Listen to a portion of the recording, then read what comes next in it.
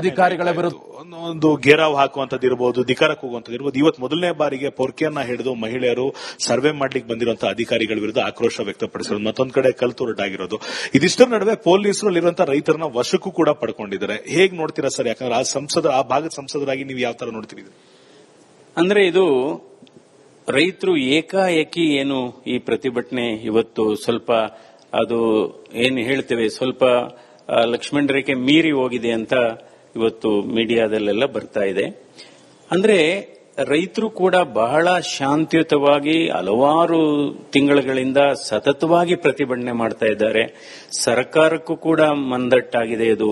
ಅಂದ್ರೆ ಸುಮಾರು 7,000 ಎಕರೆ ಫಲವತ್ತಾದ ಭೂಮಿಯನ್ನ ವಶಪಡಿಸಿಕೊಳ್ಳುವಂಥದ್ದು ಇದು ನಿಜವಾಗ್ಲೂ ರೈತರಿಗೆ ಮಾರಕ. ಇದು ರೈತರಿಗೆ ಒಂದು ಡೆತ್ ಸೆಂಟೆನ್ಸ್ ಅಂತಾನೆ ಎಲ್ಲರೂ ಹೇಳ್ತಾ ಇದ್ದಾರೆ. ನಾವು ಕೂಡ ಆ ಭಾಗದಲ್ಲಿ ಎಲ್ಲ ಹಳ್ಳಿಗೆಲ್ಲ ಹೋಗಿ ನೋಡಿದಂತ ಸಂದರ್ಭದಲ್ಲಿ ಹಸಿರುಮಯ ಆಗಿದೆ. ಅಲ್ಲೇನಾಗಿದೆ, ಅಡಿಕೆ ತೋಟ ಇದೆ, ತೆಂಗಿನ ತೋಟ ಇದೆ, ಬಾಳೆ ತೋಟ ಇದೆ, ರೇಷ್ಮೆ ಬೆಳೆ ಬೆಳೀತಾ ಇದ್ದಾರೆ. ನಂತರ ಹೈನುಗಾರಿಕೆ ಇದೆ, ಲಕ್ಷಾಂತರ ಲೀಟರ್ ಹಾಲು ಉತ್ಪನ್ನ ಆಗ್ತಾ ಇದೆ. ಅದರಿಂದ ಆಮೇಲೆ ಜೊತೆಗೆ ನೀರಿನ ರಿಸೋರ್ಸಸ್ ಕೂಡ ಎಷ್ಟು 150 ಅಡಿ ಬೋರ್ವೆಲ್ ತೆಗೆದ್ರೆ ಬರ್ತಾ ಇದೆ. ಅಂದ್ರೆ ರೈತರು ಕೂಡ ಈಗ ಇದು ರಾಜಕೀಯವಾಗಿ ಇದನ್ನ ನೋಡಬಾರದು, ಇದನ್ನ ನಾವು ಪ್ರಾಕ್ಟಿಕಲ್ ಆಗಿ ನೋಡಬೇಕು. ಇದರಲ್ಲಿ ಪ್ರತಿಷ್ಠೆ ಮಾಡಕ್ ಹೋಗಬಾರದು. ಅದರಿಂದ ನಾನು ನಮ್ಮ ರಾಜ್ಯ ಸರ್ಕಾರವನ್ನ ವಿನಂತಿ ಮಾಡ್ತೇನೆ, ದಯವಿಟ್ಟು ಈಗಲಾದ್ರೂ ಈ ಯೋಜನೆಯನ್ನ ಕೈ ಬಿಡಬೇಕು. ಯಾಕೆಂದ್ರೆ ಇದು ರೈತರಿಗೆ ಮಾರಕ ಆಗುತ್ತೆ, ರೈತರಿಗೆ ಡೆತ್ ಸೆಂಟೆನ್ಸ್ ಆಗುತ್ತೆ. ಈಗ ಜಸ್ಟ್ ಏನು 1 ಎಕರೆಗೆ ನೀವು 2 ಕೋಟಿ ಕೊಡಬಹುದು, 2 ಕೋಟಿ ಕೊಡಬಹುದು. ಆದ್ರೆ ಅದು ಎಷ್ಟು ದಿವಸ ಇರುತ್ತೆ? ಅಂದರೆ ನಾವು ಬದುಕನ್ನೇ ಕಿತ್ಕೊಂಡಾಗುತ್ತೆ. ಈಗ ಬರೀ ಲ್ಯಾಂಡ್ ಮಾತ್ರ ಕಿತ್ಕೊಂಡಂಗಾಗಲ್ಲ, ಅವರ ಲೈವ್ಲಿಹುಡ್ ಕಿತ್ಕೊಂಡಂಗಾಗುತ್ತೆ. ಅವ್ರೇನು 2 ಕೋಟಿ ಇಟ್ಕೊಂಡು ಎಷ್ಟು ದಿವಸ ಇರುತ್ತಾರೆ? ಅವ್ರು ಹೇಗೆ ಜೀವನ ನಡೆಸ್ತಾರೆ? ಯಾಕೆಂದ್ರೆ ಅವರ ವೃತ್ತಿ ಬಂದು ಕೃಷಿ ಇದೆ. ಆ ಕೃಷಿ ಮಾಡ್ಲಿಕ್ಕೆ ಅದ್ರ ಜೊತೆಗೇನು ಆಡು ಸಾಕ್ತಾರೆ ಅಥವಾ ಕುರಿ ಸಾಕ್ತಾರೆ, ಹಸುಗಳನ್ನ ಸಾಕ್ತಾರೆ.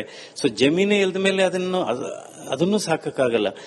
ನಂತರ ಹಿಂದೆ ಇದ್ದಂತ ಎಲ್ಲಾ ಮುಖ್ಯಮಂತ್ರಿಗಳು ಈ ಯೋಜನೆಯನ್ನ ಕೈಬಿಟ್ಟಿದ್ದಾರೆ. ಕುಮಾರಸ್ವಾಮಿ ಅವರು ಕೈಬಿಟ್ಟಿದ್ದಾರೆ, ಯಡಿಯೂರಪ್ಪನವರು ಕೈಬಿಟ್ಟಿದ್ದಾರೆ, ನಂತರ ಜಗದೀಶ್ ಶೆಟ್ಟರು ಕೈಬಿಟ್ಟಿದ್ದಾರೆ, ಸದಾನಂದ ಗೌಡರು ಕೈಬಿಟ್ಟಿದ್ದಾರೆ, ಬಸವರಾಜ ಬೊಮ್ಮಾಯಿ ಅವರು ಕೈಬಿಟ್ಟಿದ್ದಾರೆ. ನೀವು ಕೈಬಿಡಿ.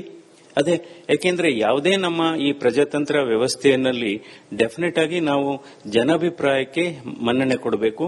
ನಂತರ ಯಾರು ಕೂಡ ಕೇಳಿಲ್ಲ. ಯಾಕೆಂದ್ರೆ ಇವತ್ತು ರೈತರು ಸರ್ವೆ ಬಂದಂತ ಅಧಿಕಾರಿಗಳಿಗೆ ಘೇರಾವು ಮಾಡಿದ್ದಾರೆ. ಅವರಿಗೆ ಎಲ್ಲ ಇದು ಪರಕೆ ತೋರಿಸಿ ನೀವು ವಾಪಸ್ ಹೋಗಿ ಅಂತ ಹೇಳಿದ್ದಾರೆ. ಸೊ ಯಾಕೆಂದ್ರೆ ಅವರ ತಾಳ್ಮೆಯ ಕಟ್ಟೆನೂ ಹೊಡಿತಾ ಇದೆ. So there is a limit for everything. So ಈಗಲೂ ಕೂಡ ಇದಕ್ಕೆ ಯಾವತ್ತೂ ಅಷ್ಟೇ ಸರ್ಕಾರಗಳು ಯಾವುದೇ ಇರಲಿ, ನಾವು ಜನರ ಸ್ಪಂದನೆಗೆ ಬಹಳ ಮುಖ್ಯವಾದಂತ ಮಹತ್ವ ಕೊಡಬೇಕಾಗುತ್ತೆ. ಯಾಕೆಂದ್ರೆ ಇವತ್ತು ಬೆಂಗಳೂರಿನ ಸುತ್ತಮುತ್ತ ಅಪಾರ್ಟ್ಮೆಂಟ್ 2 ರಿಂದ 3 ಲಕ್ಷ ಅಪಾರ್ಟ್ಮೆಂಟ್ ಖಾಲಿ ಇದೆ. ಈಗಿರತಕ್ಕಂಥ ಲೇಔಟ್ಗಳೇ ಖಾಲಿ ಇದೆ. ಶಿವರಾಮ್ ಕಾರಂತ್ ಲೇಔಟ್ ಆಗ್ಬೋದು, ಕೆಂಪೇಗೌಡ ಲೇಔಟ್ ಆಗ್ಬೋದು, ನಂತರ ವಿಶ್ವೇಶ್ವರಯ್ಯ ಲೇಔಟ್ ಆಗ್ಬೋದು, ಅಲ್ಲೇ ಖಾಲಿ ಇದೆ. ಸೊ ಈ ಮಧ್ಯೆ ಯಾಕೆ ಬೇಕು ಟೌನ್ಶಿಪ್? ಸೊ ಅದರಿಂದ ಇವತ್ತು ರೈತರಲ್ಲೂ ಕೂಡ ನಾನು ಮನವಿ ಮಾಡ್ತೇನೆ. ಸೊ ಹೇಗಿದ್ರೂ ತಾವು ಬಹಳ ಶಾಂತಿಯುತವಾಗಿ ಪ್ರತಿಭಟನೆ ಮಾಡ್ತಾ ಇದ್ದಾರೆ, ಅದೇ ರೀತಿ ಪ್ರತಿಭಟನೆ ಮುಂದುವರಿಲಿ. ಆದರೆ ಯಾವುದೇ ರೀತಿ ಇದು ಬೇರೆ ಅಡ್ಡದಾರಿಗೆ ಇದು ಹಿಂಸಾಚಾರಕ್ಕೆ ಹೋಗಬಾರದು ಅಂತ ನಾನು ರೈತರಲ್ಲೂ ಕೂಡ ಮನವಿ ಮಾಡ್ತೇನೆ. ಬಟ್ ಈ ಸಂದರ್ಭದಲ್ಲಿ ನಾವು ಯಾವಾಗಲೂ ರೈತರ ಜೊತೆ ಇರ್ತೇವೆ. ಇದು ರಾಜಕೀಯವಾಗಿ ಮಾತಾಡೋದಲ್ಲ, ಇದು ಗ್ರೌಂಡ್ ರಿಯಾಲಿಟೀಸು ಮತ್ತು ಪ್ರಾಕ್ಟಿಕಾಲಿಟಿ ಆಗಿ ಮಾತಾಡೋಂಥದ್ದು.